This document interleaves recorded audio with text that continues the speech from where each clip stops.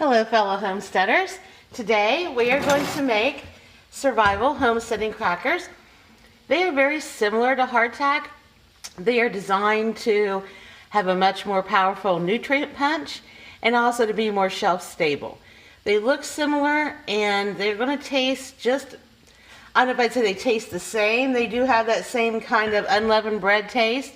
And if you go to church, know what that tastes like from communion. They're not super tasty, but they're not hideous. They're something you'd be grateful to have. If you're in a storm, you can't get out, your money's tight on the homestead. If you're a survivalist homesteader, you would definitely see value in these. If you add some, maybe you have berries on your property and you're canning your own berries, you can add that to the crackers. It's a good way to get a lot of nutrients for a very small price, and they will keep for a very long time.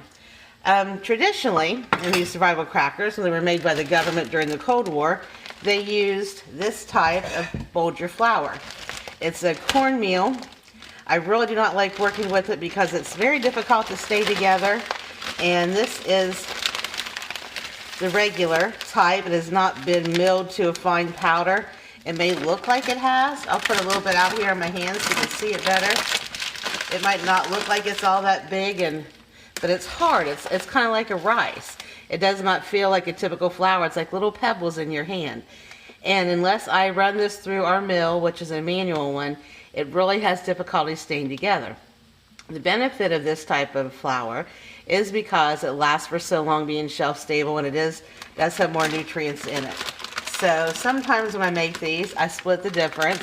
And I use some of this to get the added nutrient punch to it, and I use a regular cornmeal mix, which does tend to last longer, stay together, and harden better than a typical flour. But this flour, you can see here, I'll scoop a little bit out, it's just a regular cornmeal. Nice, soft, thicker than a regular flour just a bit, but it's still a typical flour consistency. So for today, I'm going to mix the two together. This Bolger flour, unless maybe you live in a suburban or urban area, it's very difficult to find. I've never found it locally. I had to order this from Amazon any time that I wanted to use it. And it's pricey. This is like $7 for this little package. And how much is in here? 35.2. That's an odd amount. 35.2 ounces. So you don't get a whole lot for your money. It's a great quality flour. It does say it was already stone milled, so that's wonderful, but I have to run it back through again to get it finer to really help it stay together and hold its shape.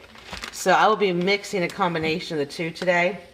You can make these with this type of cornmeal flour, or if you make your own cornmeal flour, different varieties at your store. This one works well, and it's inexpensive and easy to find. I would like to go ahead and make these for you with just the Bolger flour, but I'm afraid people are going to have a hard time finding it.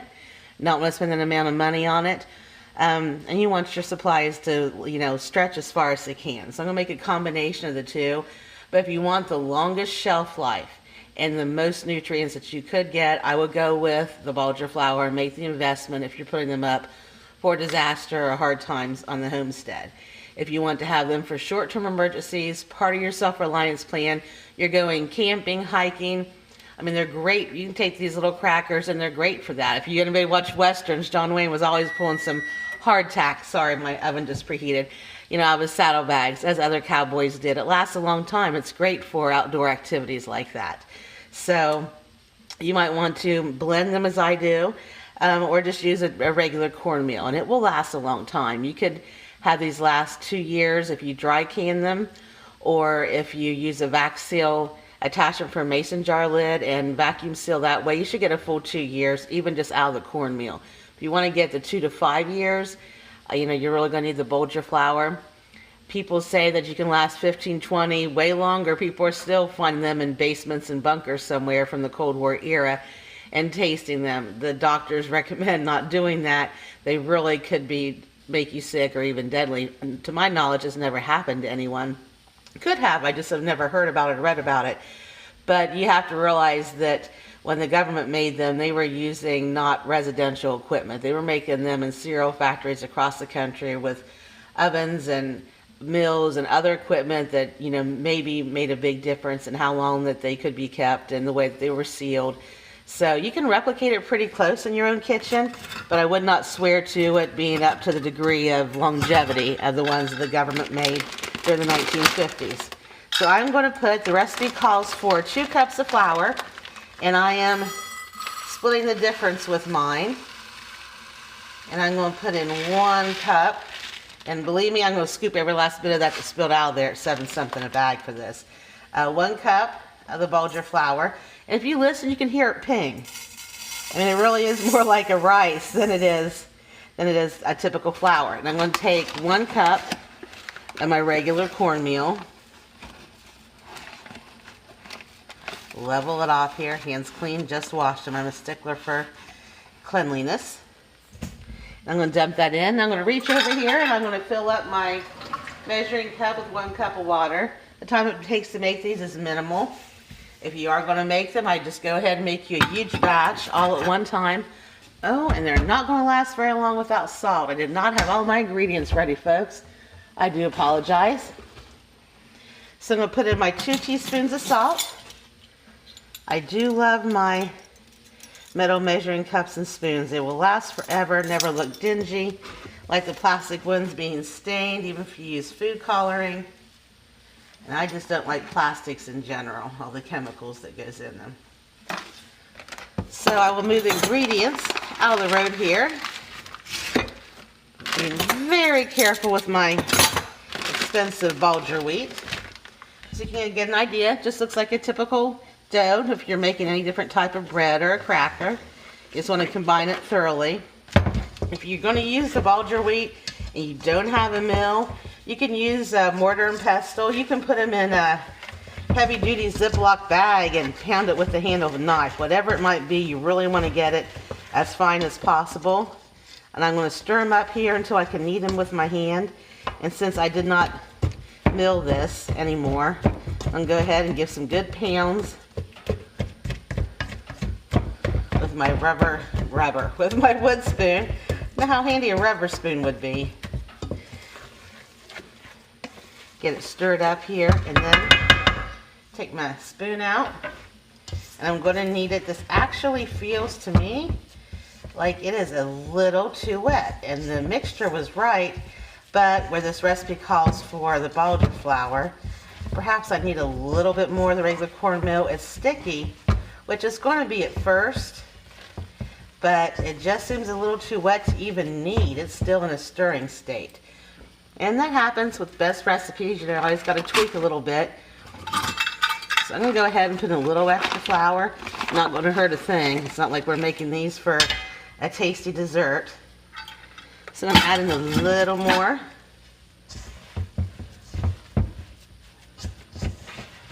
See if I get it to a consistency you can actually knead. You put your hands in here, it does feel neat with the Bulgur flour. Kind of like a, what do you even call those table? Not a water table. The tables they have in preschool rooms. In the center is all the different neat textures for kids to feel. Okay, now it's getting more to a consistency that will actually knead into something. It was just a little too liquidy before. It did not seem like it was going to want to form at all. So I'm going to go ahead and knead it a little bit more. And it's lost that sticky feel to it. That didn't take very long. This has probably only been a minute worth of kneading. Now, if you get into a situation like I had here where it was a little too liquidy, just put a little bit of flour and work it through. You can always add more. You can't take out. And when I put some flour on my kitchen counter here in just a minute and roll these out, if it doesn't feel like they're going to mold together and stay together well, which I found has been difficult, another difficult part of working with the Bulgur flour, then I would just pick them back up, toss it back in my bowl, and add a little bit more flour. So I'm going to go ahead and put a little bit of flour here in the countertop. Don't want our survival crackers sticking to it. My wax paper got used for crafting project the other day. You can put down wax paper or parchment paper if you have a mat for your rolling pin, however you want to do it. You can see I'm getting a nice ball to work with here. It's really sticking together much better by adding this little smidge of extra flour. If I had to guess, maybe 1/8 of a cup I added in extra, but it's staying together much better. I did sacrifice some of the nutrients by mixing in the regular cornmeal. But when I've made this with just the Bolger flour here in a residential setting, I've had great difficulty getting it to stay together, even when taking the time to manually mill it myself. Okay, I'll go ahead and do a little more. I have some falling off here. Just gonna melt in some of my flour. Needed a bit more, and then we will roll it out. And I'll get a knife, reaching for the knife without knocking over the camera. Yes, that's staying together nicely. You can throw it back and forth, just like a nice heavy dough. And it's heavy. You can hear how it hits my hand. It's like when you play cornhole, it's probably the same weight. 1.5 cornhole bags maybe. It has some decent weight to it. Okay, so I'm going to roll this out. You don't want it to be any thicker than 1/2 inch. And the extra flour I put in there really worked. I didn't put any on my rolling pin, as I sometimes do, to keep whatever I'm working with from sticking to it. And I did not even have to do that.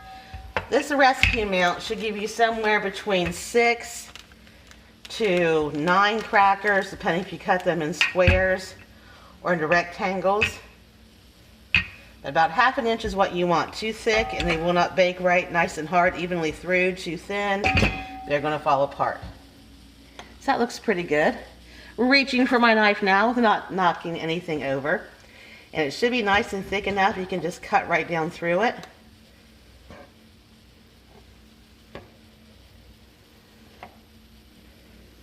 There we go. That looks pretty good. And these little ones here on the end, just going to be a bit smaller. Cutting nice and thickly. So I have 1, 2, 3, 4, 5, 6, 7, 8.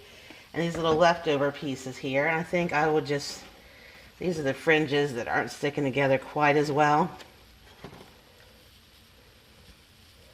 So I think that I'm just going to try to mold them with my hand.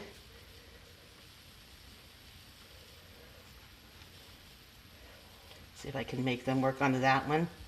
Yeah, you mess with it around too much and it's going to crack. Now I've done this before because you're going to need a spatula or something to lift them up with. I've actually rolled them out on my baking sheet, and that's not a bad idea either. Let's see how carefully I can get these up. And if they start to fall apart on me, I would just roll them out again. Just kind of lift under them like you would a piece of pie. There you go. They're staying together pretty well. Put them over here in a baking sheet. We'll get the next ones. Got a few pieces crinkling off here and there, but they're staying together pretty well.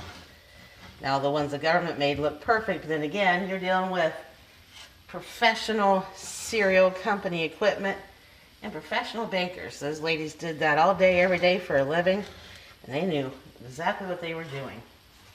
Until a couple of years ago, maybe 3, I would have considered myself a feral wife when it comes to kitchen things. It's not good in the kitchen. I can make a gourmet meal 3 times a day over an open flame or a camp stove, but in the kitchen it did not work. Once we move on to our survival homestead instead of homesteading in town, I think I became more inspired, and with this gas stove, instead of a glass top electric one, I've been able to use my cast iron inside, which must inspire me because it's like camping. So once you have them all laid out, you're going to take a clean nail or a straw, or in my case I've got a little wooden dowel rod kind of thing that you put chocolates or candies on when you're baking. And you're just going to, it's falling apart. Shoot. It starts to fall apart like that, just kind of like you're working with Play-Doh, just kind of push it back together. You need to hold it go all the way through to properly vent them for drying. And it does kind of have almost a Play-Doh consistency when you're working with it. See, that one's breaking apart some. Shoot. They are not going to look flawless. Kind of meld them back together. Mush them around, hopefully that'll stay. You're just going to repeat this process on every one of them. And you're going to bake them at 375 degrees Oh, another one cracked on me. I was on a roll without it cracking. For 30 minutes, and then you're going to pull them out of the oven, and then you're going to do the same thing. You're going to flip them over, and you're going to cook them again for 30 minutes on the other side.